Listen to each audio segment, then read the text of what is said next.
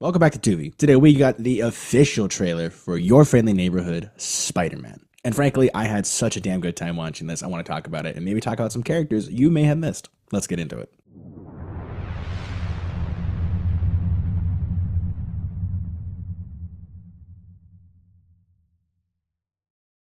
Your Friendly Neighborhood Spider-Man, a new Marvel animated Disney Plus series coming out this January.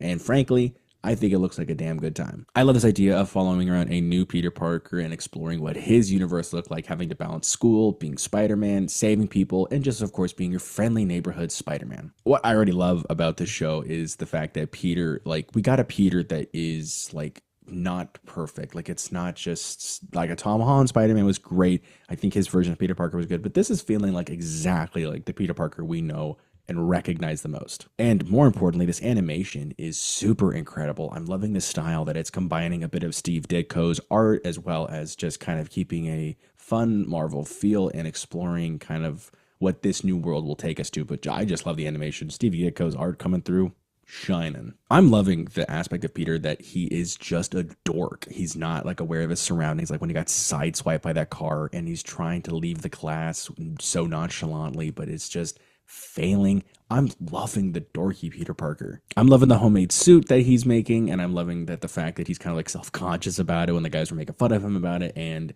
more importantly, I am loving this world. I'm glad that we have a Norman Osborn in this show that wasn't just for No Way Home, but it's actually a big character. Apparently, this Norman Osborn is going to be the Tony Stark in Homecoming for this show. Norman Osborn will be played by Coleman Domingo. You've probably seen him stuff like Color Purple and Sing Sing in the last few years. And Spider-Man will be played by Hudson Thames. You've seen him and heard him in the Spider-Man What If episode, where they're with the zombies. We also did get a good look into our Aunt May, who will be played by Carrie Walgreen. If you don't know who that is, just Google her. You will be surprised as the voice actors she has played. You probably recognize and never knew. I'm also really loving in the show that we got a lot of Peter and just the Spider-Man antics. We weren't so immediately thrown in with a big conflict. We weren't immediately tied in with some big story. We got Peter, we got Spider-Man, we got him being a dork. We got a little bit into the Norman Osborn, relationship we're going to be getting into and how he'll be getting him a new suit, which is the Future Foundation suit of all suits. Not to say that this suit is bad. Not in any way. This suit looked good. I just would have assumed that if that was in the show, then the Fantastic Four will be in a show. Maybe we get a voice cameo from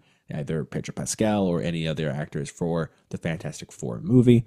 I'll accept this. I'm just saying. Would have been cool. And like I said, I like how Norman is now the Tony Stark for this. Even though we are getting Tony Stark in the show, he hasn't been casted as someone yet, or at least announced. But I'm glad that we're getting a new dynamic for this show to show its separation in the MCU. Now, while we do have a lot of uncasted characters that are going to be appearing in the show, there are two that I do want to talk about that have not been seen, but are actually casted. And those two are Kingpin and Daredevil, played by Vincent D'Onofrio and Charlie Cox. Now, we know those two are coming back for the Daredevil Born Again series, and that how Daredevil is going to be having his comic accurate, the comic accurate suit. I think it's great that we're getting street level heroes and as well as the high-end street level villains. And I know that a lot of people know D'Onofrio and Cox from their show, the Daredevil show on Netflix. I know they're coming back for Born Again.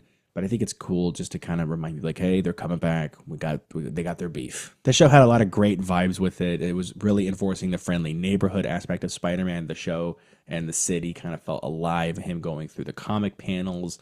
And just overall had a great vibe. Now, I mentioned earlier there are some people who have not been casted, but some characters are coming in. I want to cover those real quick. As you know, we have the Peter Parker, Norman Osborn, Harry Osborn, and Aunt May. Those were all seen. Now, the ones we haven't seen are Daredevil, Kingpin, Stephen Strange, Doctor Strange, of course. We're going to have him in the show. Otto Octavius, or Doc Ock, and Iron Man. And now the remaining characters that some of you know, some of you don't know. Let me help you. So we do have casted in the show an Amadeus Cho, who does become a Hulk later in his own comic series, who I think in this series of this show will be the son of Helen Cho that we saw in Age of Ultron. I have been saying for years that Amadeus is going to come back and follow his mom's footsteps into science and make himself into the Hulk, which would be great because Helen's alive. We have no clue what happened to her. She just disappeared. I want to bring her back and bring back her son with her. Next up, we have Nico Minoru, who was seen recently in the Hulu series The Runaways. Also in the show, we're going to have the Wizard played by Paul F. Tompkins.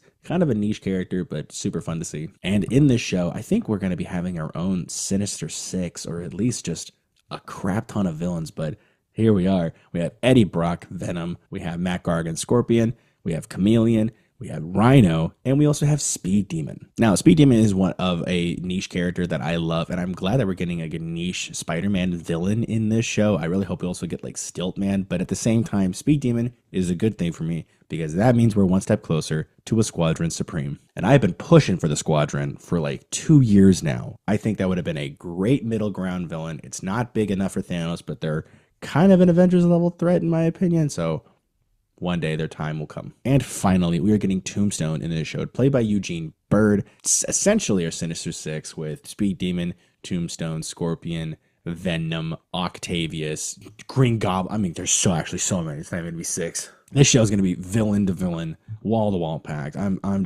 I'm excited. The show had a great vibe, and I'm super excited come January 29th on Disney Plus, Your Friendly Neighborhood Spider-Man. I'm going to watch it. Let me know if you guys are interested in the show, and we can also cover it on this channel here. Let me know below. Well, that'll about wrap it up here. If you guys did enjoy, be sure to like, subscribe, check out all past episodes of Season 3. The rewind video will be coming out soon, or if you're watching it later, it's out now. But if you're watching today, it's out tomorrow. We have a playlist full of Season 3's episodes, so check them out there. If you want to listen to the audio version, check it out on Spotify, Apple Podcasts. All available. If you want to keep up on the fun, be sure to check us out on TikTok, Letterboxd, and Instagram. Instagram and Letterboxd, we post a lot of fun stuff as hints towards future episodes. And TikTok, it's a little uncertain right now, but we're still posting as best we can. But definitely Instagram. We're stationed there. Thanks for watching, and we'll see you guys next time.